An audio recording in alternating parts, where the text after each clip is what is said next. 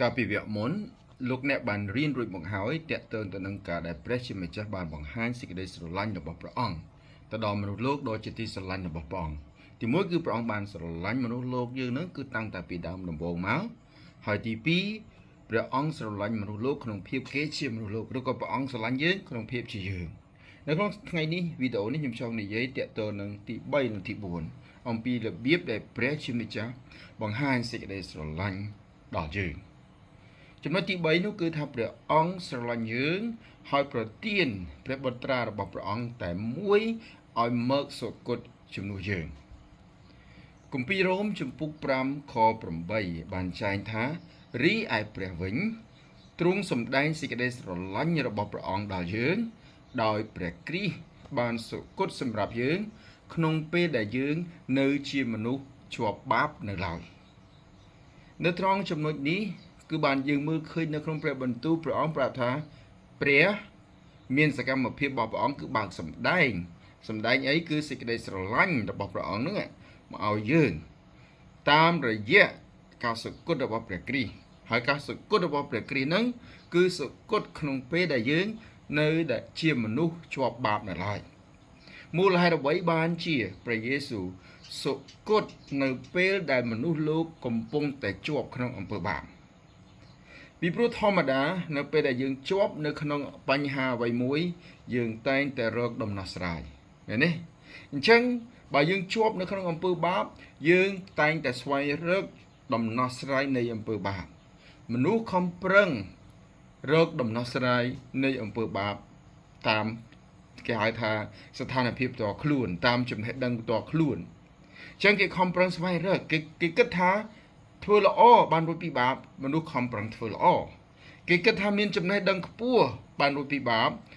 គេខំប្រឹងរៀនសូត្រឲ្យបានរួចពីបាបគេគិតថាគោរពអរុបអរិយអ្នកតាគោរពដុំថ្មគោរពដើមឈើបានរួចពីបាបគឺគេគោរពប្រឹងប្រែងគោរពគេគិតថាគោរពដូនតាបានរួចពីបាបគេខំប្រឹងប្រែងគោរពបងប្អូនអីនេះជាវិធីសាស្ត្ររបស់មនុស្សផ្ទាល់ខ្លួនយើងកម្លាំងបាយរបស់ខ្លួនយើង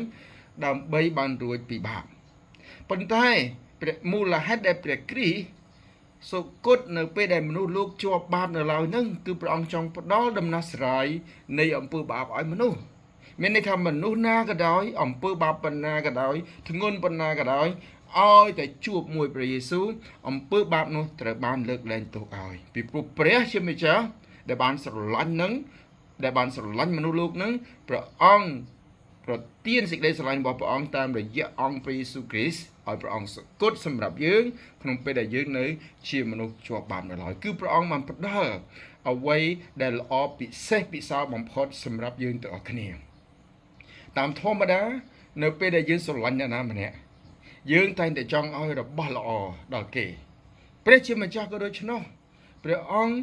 បង្ហាញយើងថាព្រះអង្គស្រឡាញ់យើងប៉ុណ្ណានៅពេលដែលព្រះអង្គប្រទានបុត្រាដោយជាទីស្រឡាញ់របស់ព្រះអង្គតែមួយគត់គឺព្រះយេស៊ូវគ្រីស្ទឲ្យយើងមកសុគតជំនួសយើងទោះបីយើងមិនស័ក្តិសមក៏ដោយកន្លែងនឹងហើយដែលបង្ហាញថាព្រះជាម្ចាស់បង្ហាញអំពីវិសាលភាពនៃសេចក្តីស្រឡាញ់ដ៏ពិតប្រាកដរបស់ព្រះអង្គគឺការលះបង់ព្រះជាម្ចាស់លះបង់ព្រះបុត្រារបស់ព្រះអង្គដើម្បីឲ្យយើងបានទទួលការលើកលែងទោសពីអំពើបាបដែលយើងបានប្រព្រឹត្តតាមរយៈព្រះបុត្រានោះចុងក្រោយនៃមេរៀននេះចំណុចនេះខ្ញុំចង់សួរសំណួរឲ្យលោកអ្នកអាចពិចារណាជាមួយគ្នាមានពាក្យស្លោកមួយដែលលើកឡើងដូចនេះថាយើងអាចឲ្យដោយគ្មានសេចក្តីស្រឡាញ់តែមិនអាចស្រឡាញ់ដោយគ្មានការឲ្យយើងអាចឲ្យដោយគ្មានសេចក្តីស្រឡាញ់តែមិនអាចស្រឡាញ់ដោយគ្មានការឲ្យសូមទម្លាក់ចម្លើយនៅក្នុង comment របស់លោកអ្នកអរគុណសូមព្រះយេស៊ូវប្រទានពរ